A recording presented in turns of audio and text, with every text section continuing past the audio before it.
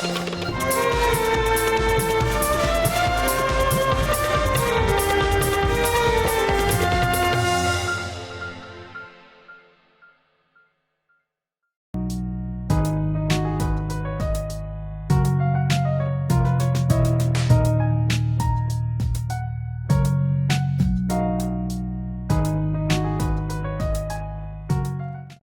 we are going to be more specific about mineral deposits and their classification, and the whole theme is divided into different sections, namely introduction, earlier classifications, classification by Bateman and Jensen and Bateman, and finally we will look at the summary of the whole theme.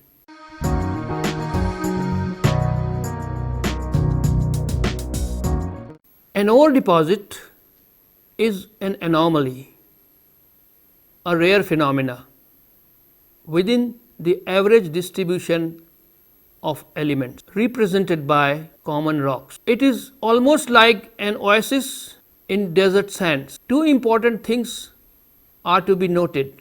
For any particular ore deposit, several processes might have worked at different or at the same time to bring it to that stage of enrichment when it could be called an ore. For example, if we have picked a diamond from the gravel beds of or conglomerate from Panna area of Madhya Pradesh, its immediate origin can be ascribed to sedimentary processes involving weathering of the primary rock, erosion, transportation and deposition. But how and where exactly that diamond originated? The answer is the kimberlite pipe rock. By origin, this diamond becomes therefore an early magmatic disseminated type. Our present knowledge of different types of ore deposits originating by diverse processes comes from the detailed studies carried out by a large number of scientists on already known deposits, which today are famous mining districts. Such locations are now a type location to understand all the aspects of this deposit. The study of ore deposits, therefore, not only includes knowing about their genesis, but also about the type locality. For example, when we talk of vesicular filling deposit, we can't omit learning all about Lake Superior copper of Michigan area, which is an outstanding deposit of native copper in the world. When we talk of residual deposits in the Indian context, we are obliged to learn all about Amarkantak bauxite of Chhattisgarh. The subject of economic geology becomes more interesting and rewarding when, apart from geology, you develop your interest in geography too.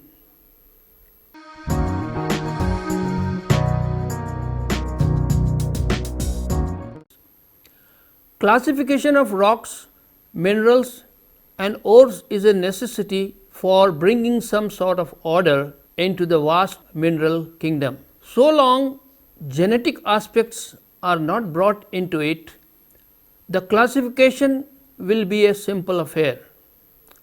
However, with increasing scientific knowledge, both in the field and in the laboratory, it becomes imperative to redefine and modify older concepts. Right from the middle of the 19th century, geologists have tried to classify mineral deposits. Between 1904 and 1909, Beck, Burgett, Stelzner and Irving introduced terms like primary, secondary, bedded and disintegration deposits.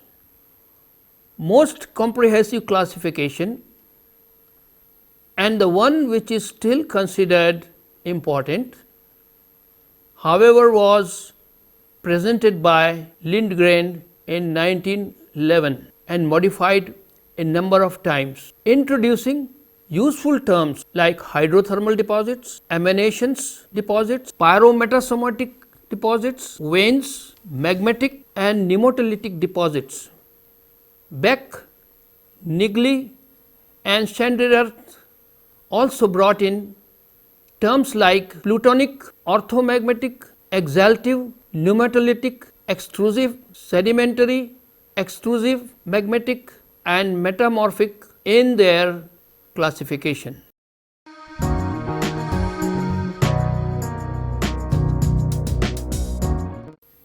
The most comprehensive and practical classification, however, was introduced by Jensen and Bateman in 1981, which has universal recognition among geologists, including mining geologists and mine operators. Earlier, Bateman in 1962 presented his classification, which has many features similar to the one by Jensen and Bateman in 1981. The classification uses familiar and contemporary well understood terminology. Any serious student of economic geology needs to grasp this classification, Jensen and Bateman, 1981. Economic mineral deposits, that is the title of the book published in 1981. Presenting the whole classification is outside the scope of this study, but a summary of this classification is presented in short. The entire world of all minerals is classified into 11 types.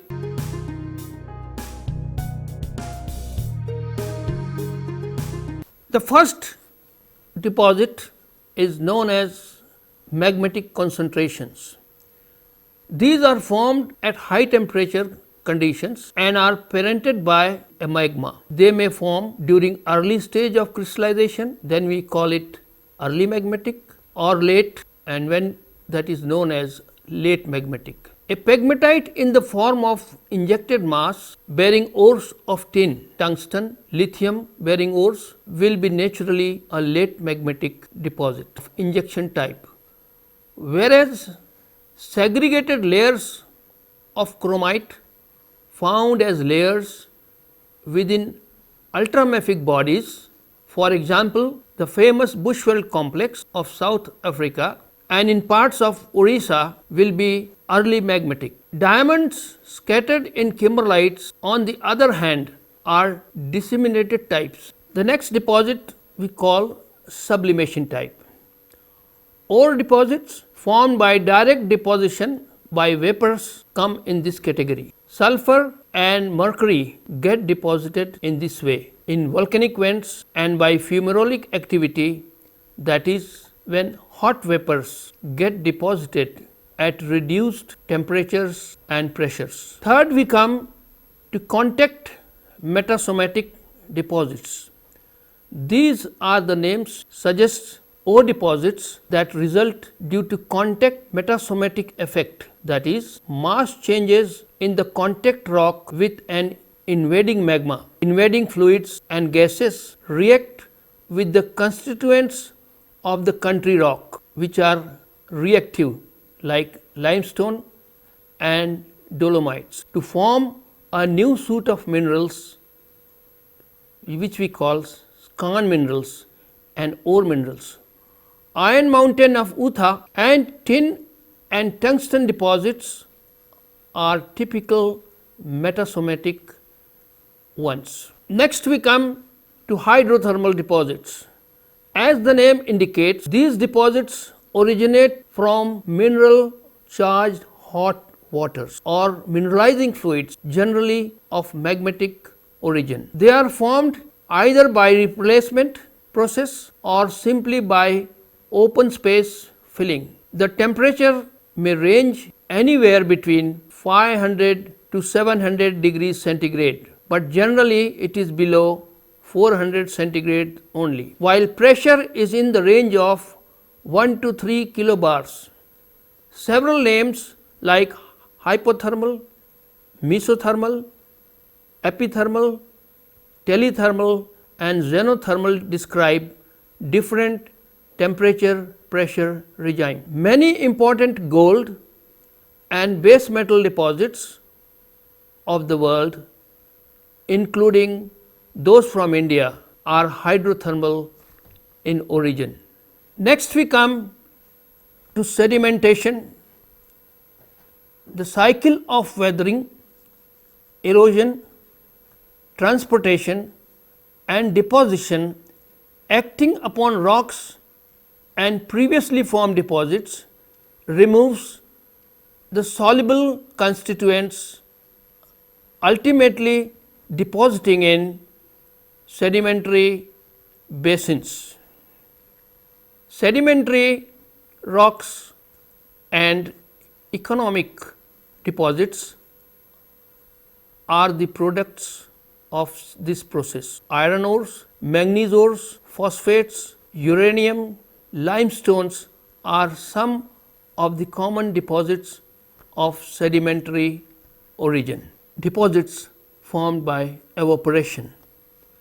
These are also a type of sedimentary deposit, but results when sedimentary salts like halite, gypsum and anhydrite are precipitated from aqueous solutions by evaporation. Microorganisms, especially bacteria, are involved in precipitation of ore deposits like manganese nodules in the form of concretionary growth or via the production of hydrogen sulfide that helps precipitate ore minerals. Their role in the genesis of sulfur and many sulfide deposits, especially in supergene sulfide enrichment process, is increasingly being advocated. The next type of deposit we call submarine exaltive deposits, confined to low PT conditions in the oceanic environments.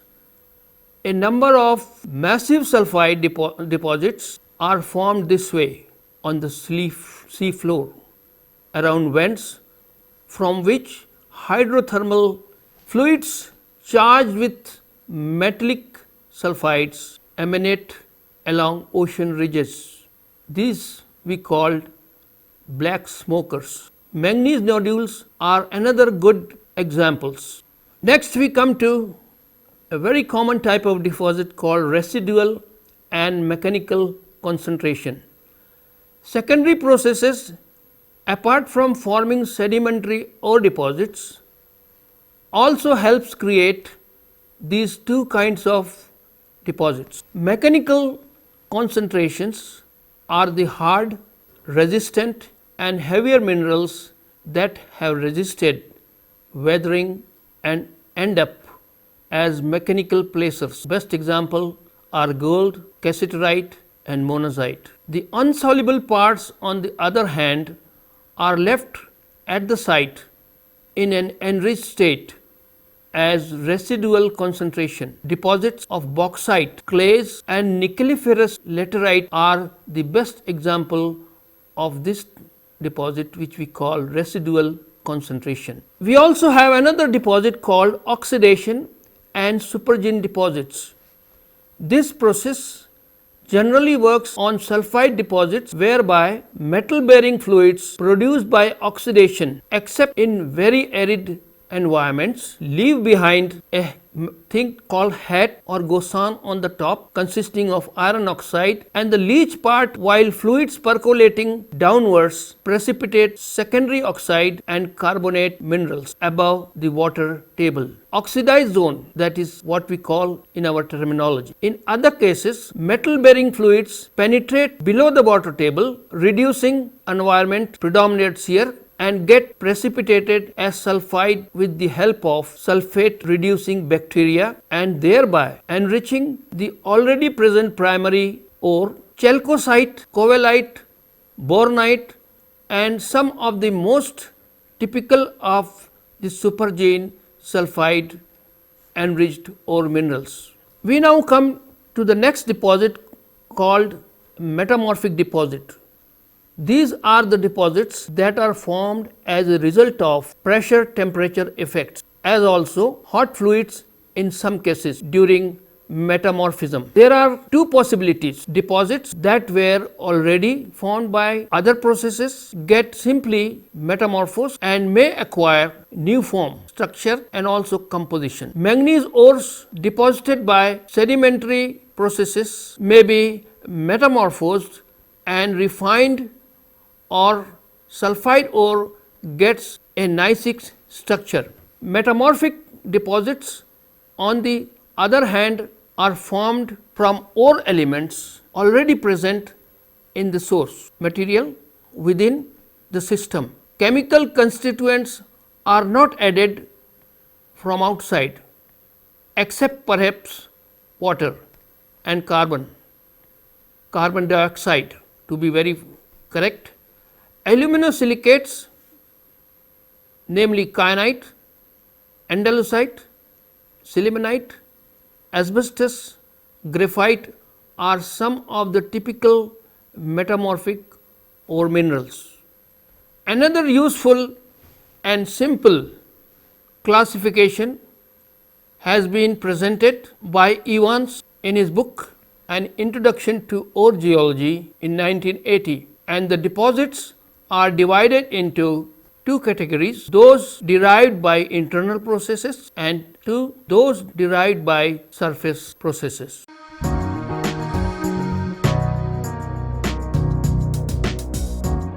Lastly, we shall summarize the whole thing into a more presentable and easier form. Ores are what cream is to milk. It represents the richness in an otherwise surroundings. It must have taken years of labor and constant hammering and chiseling by expert hands like Michelangelo to create masterpieces out of crude marble.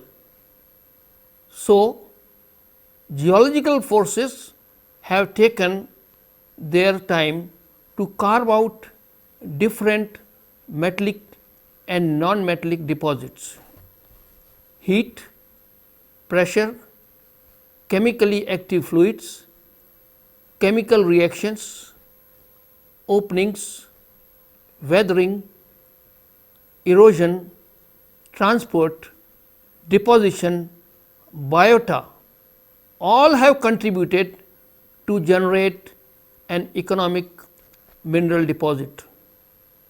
These combined processes have worked independently or in the form of a relay race throughout the geological periods and are still at it. As a summary to classification of mineral deposits, we can simplify it by giving a twofold classification. There are two major domains where earth processes operate for forming or reforming of rocks, minerals and ores. One is known as hypogene and the other supergene. The former refers to processes taking place deep within the earth, which we call internal processes, at elevated temperature pressure, and the latter at or near the surface at low temperature pressure conditions. Surface processes is the name given to these. All kinds of deposits owe their origin either due to internal processes or surface processes.